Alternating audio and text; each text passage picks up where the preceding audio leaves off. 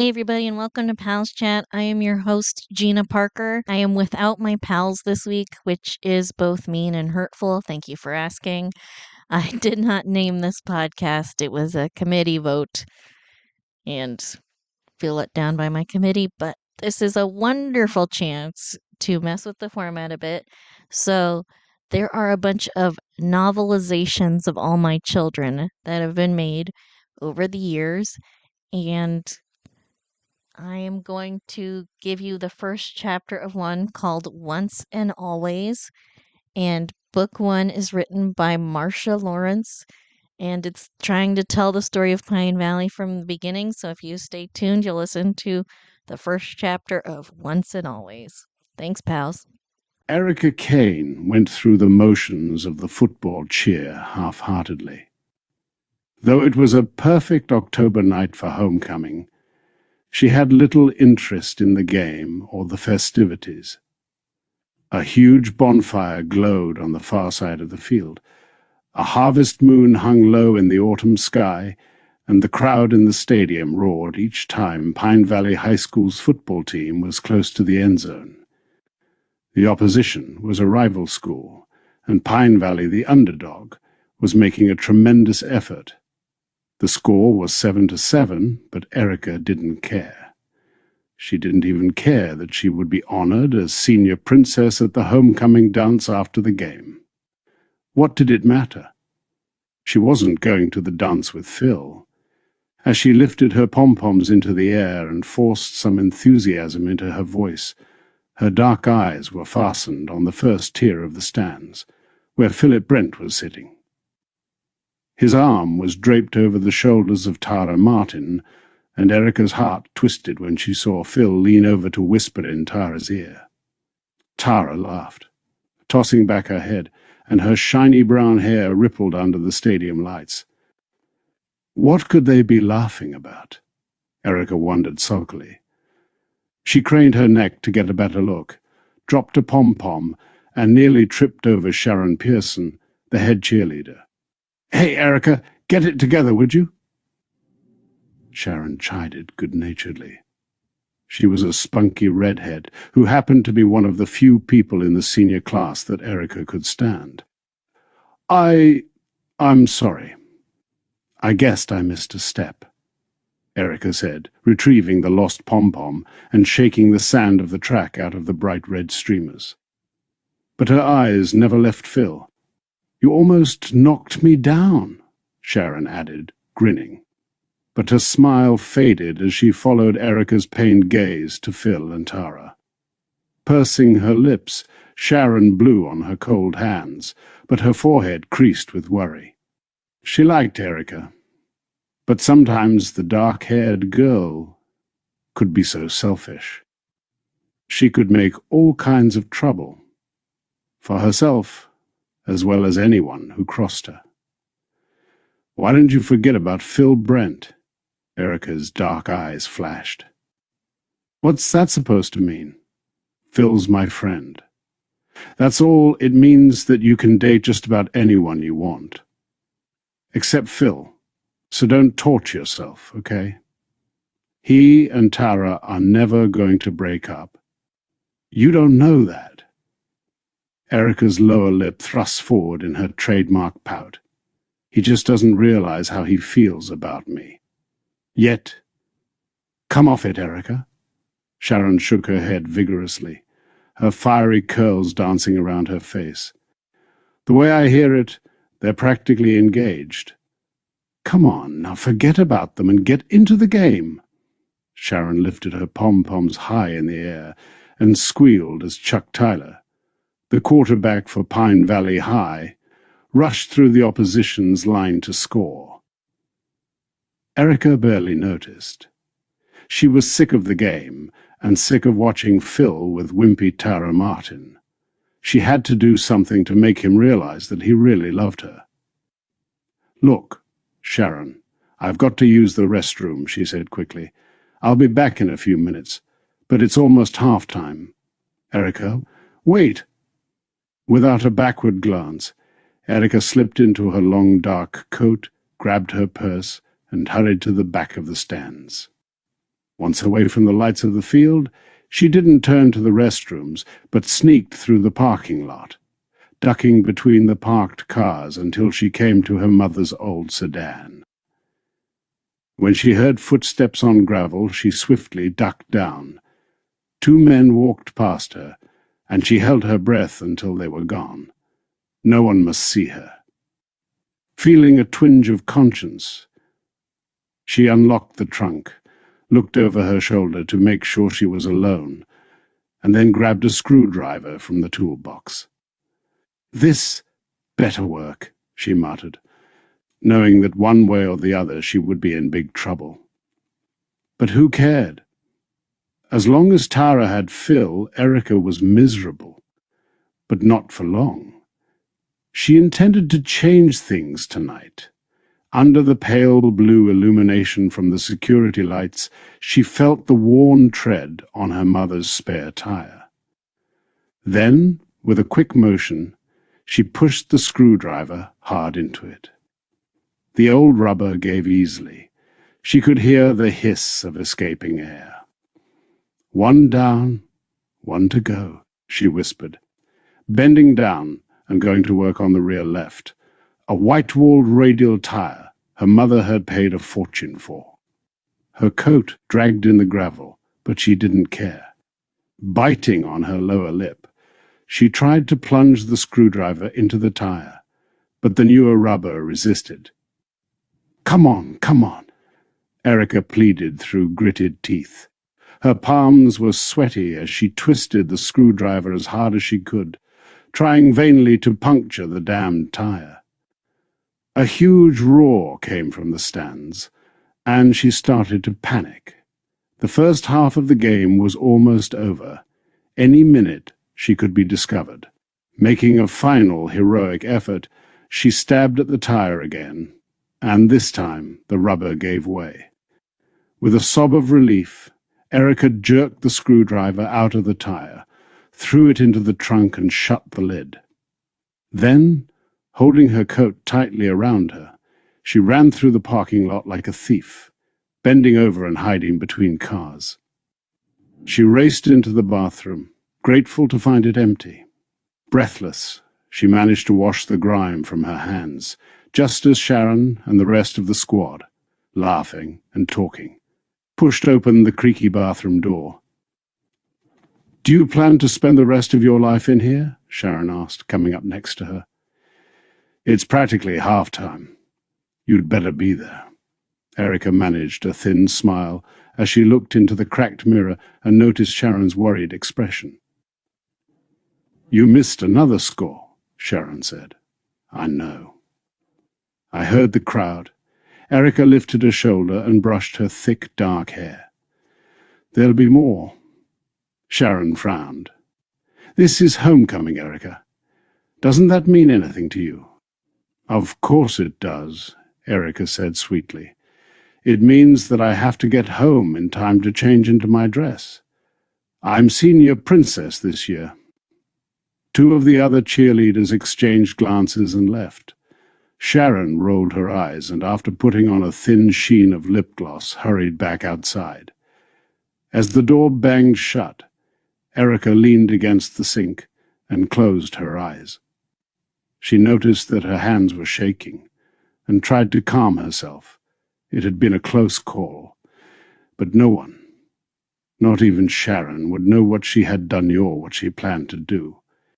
If her mother found out that she had intentionally ruined the tires, she would kill her. And if Tara Martin ever guessed what Erica had planned for Phil, she would scream bloody murder. Erica's lips curved gently upward at the thought.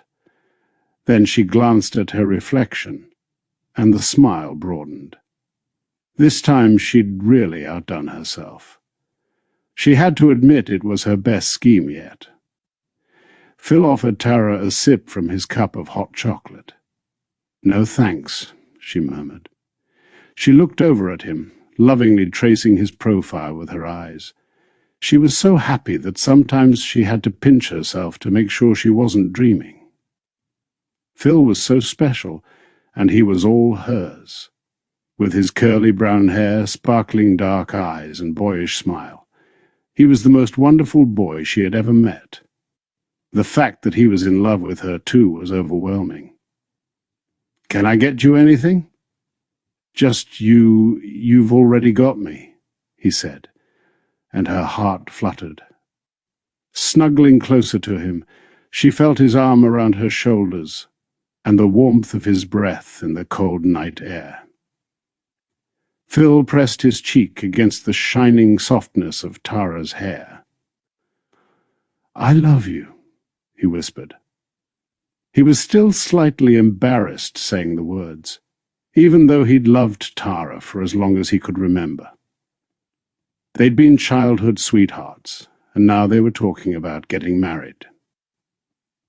He could hardly wait. "And I love you." She touched the tip of his red nose with her gloved fingers. "And don't you ever forget it." "Why would I?" "I don't know." Tara glanced down at the track surrounding the football field. The cheerleaders had gathered near the locker room, getting ready for their halftime performance. Erica Kane was there, her bright dark eyes searching the stands. "You're worried about Erica again, aren't you?" he said, sighing.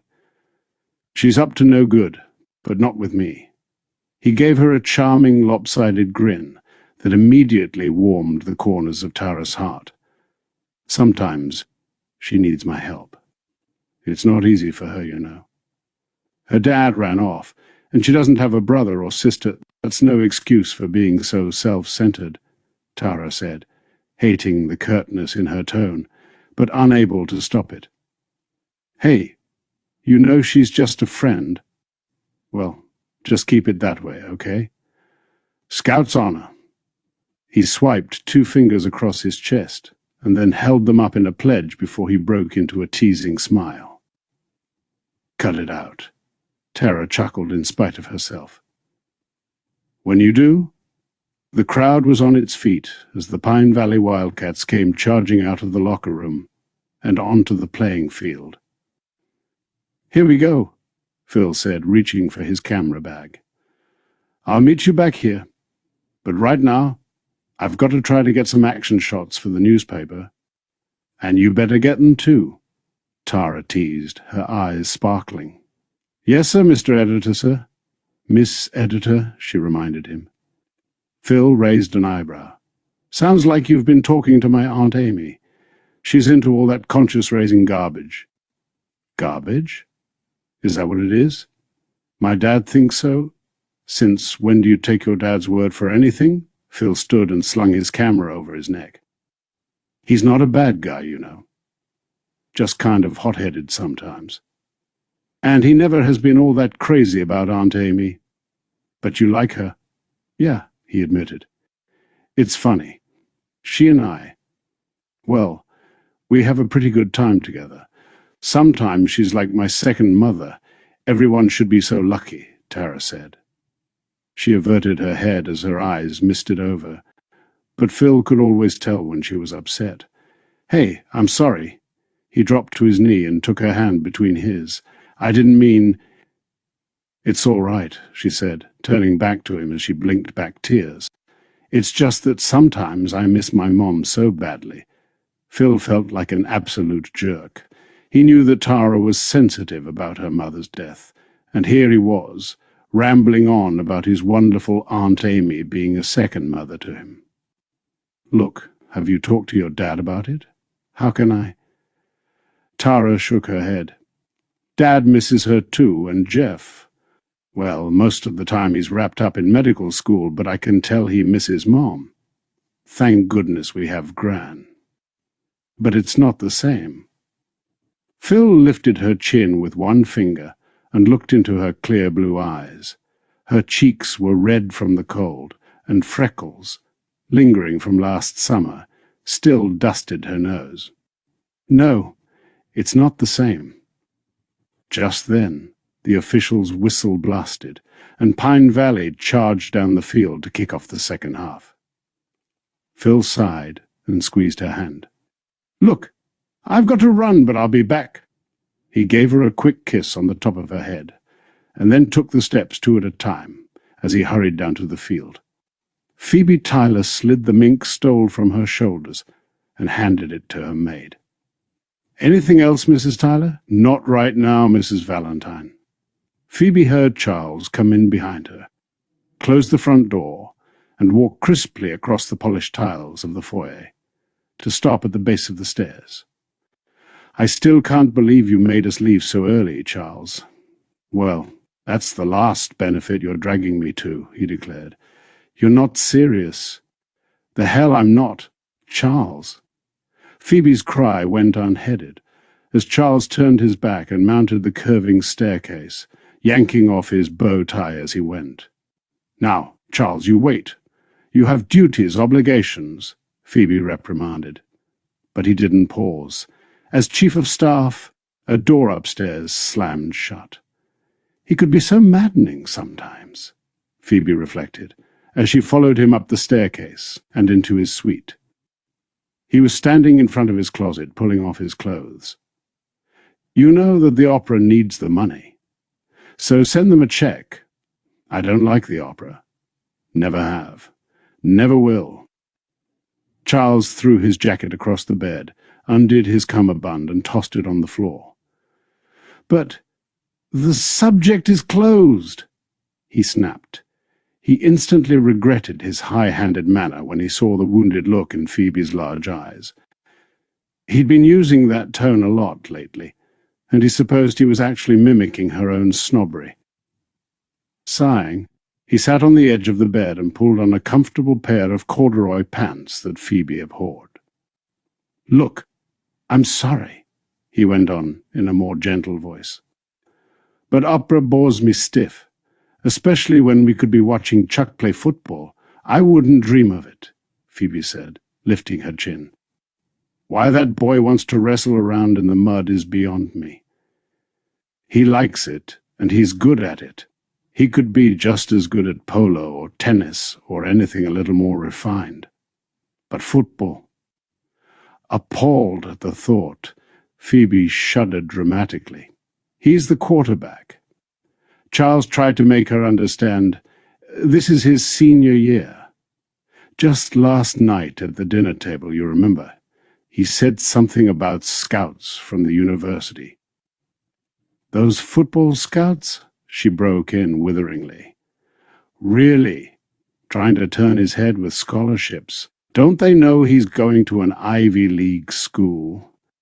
Only if he wants to. But of course he does." "Phoebe, don't you understand that you can't meddle in the boy's life?" Charles scowled as he unbuttoned his shirt. "Just like you can't meddle in Link's." "I'm not meddling. I'm just protecting my grandson. He's all we have left, you know. With Anne off, who knows where in New York. And Link married to that useless wife of his and Charles Jr." Her voice trailed off as she looked pleadingly at her husband. Scowling, he tightened his belt. He hated it when Phoebe brought up Charles Jr. Still, after so long, it always brought fresh pain. "Have it your way," he muttered. "I don't have time to argue."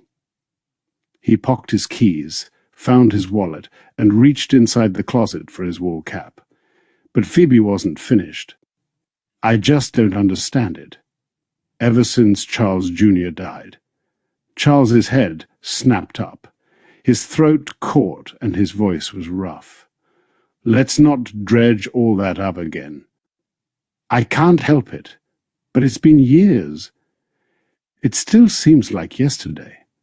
And Chuck, he's so much like his father." Sadness stole over her features. She clung to the post of the bed as she remembered Charles Jr., her adored son. He'd had a perfect life, married well and fathered baby Chuck. It had been a blissful time for Phoebe. Link and Anne had still been living at home, and everyone had been so happy. And then the accident, the horrible, wretched accident that had taken the lives of Charles Jr. and his beautiful young wife. It had been such a horrid waste. She would never get over it. Phoebe's hands curled around the polished bedpost, and she fought the same old tears that always seemed to burn her eyes when she remembered her son and his terrible death in that automobile wreck.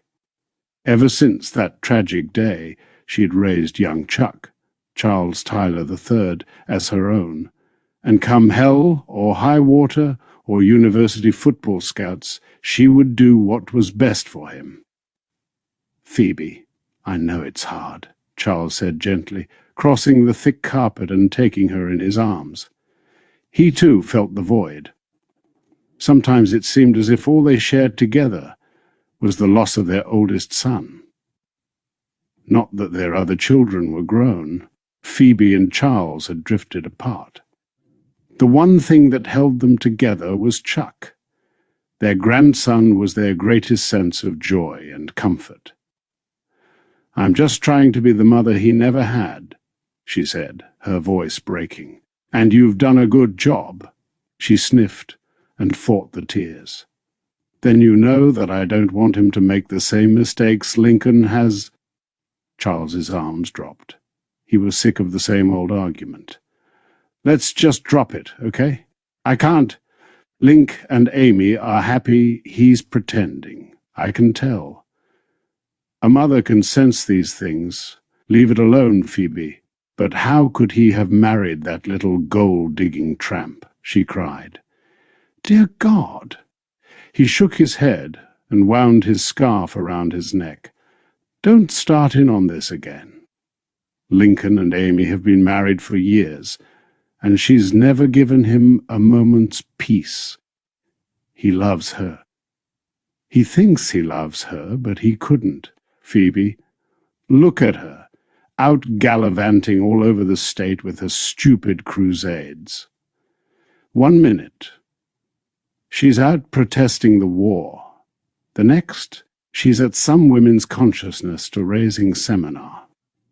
Before you know it, she'll be burning her bra and walking down the streets of Pine Valley Stark, naked, to protest the killing of seals.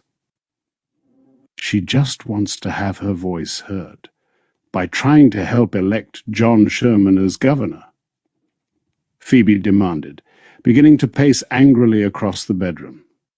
"That liberal fool couldn't find the governor's mansion if you pointed him in the right direction." Charles bit his tongue and slipped into his shoes. There was no reasoning with Phoebe when she warmed to her subject. She whirled around and gave him a baleful look. "You're not really planning to go to that game." "I am, and I will. I might be able to catch the second half." He put on his cap and shouldered open the bedroom door, leaving Phoebe sputtering in his wake. "Wait a minute. Charles, don't leave. You have to listen to me," she called, coming to the landing at the top of the stairs and looking past the shining chandelier to the tiled foyer where Charles was determinedly heading for the door. "Charles!" she cried, just as the front door slammed shut.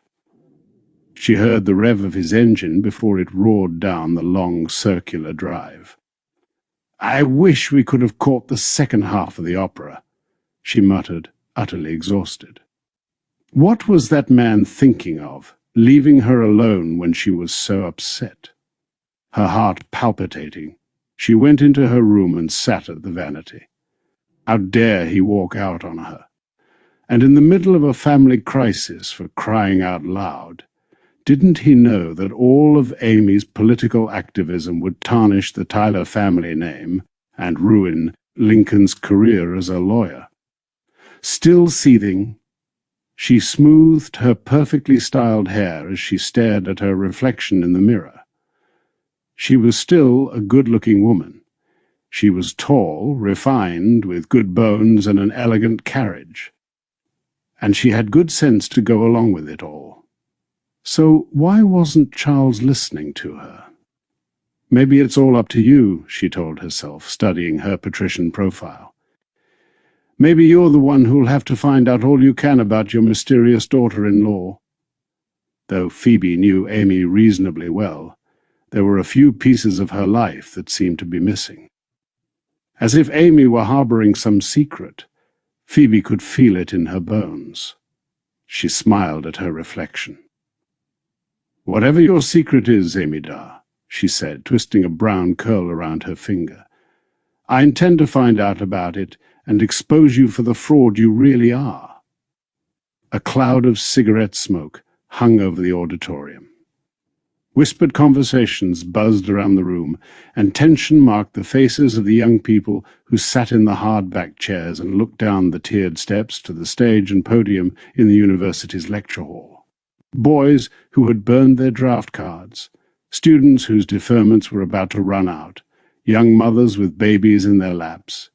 Curious onlookers wondering what all hoopla was about were there, filling the room to capacity. Amy Tyler sat in the first row. She was older than the majority of the crowd, having returned to graduate school later than most. But she was in the auditorium because she believed in the injustice of the war. She blew a strand of long dark hair from her eyes and adjusted her armband as a new speaker stood at the podium. He was tall and thin, with a shaggy beard and long brown hair tied away from his face. His features were rough, his tattered jeans, and an armband. The long-haired boy began to speak passionately against the war in Vietnam.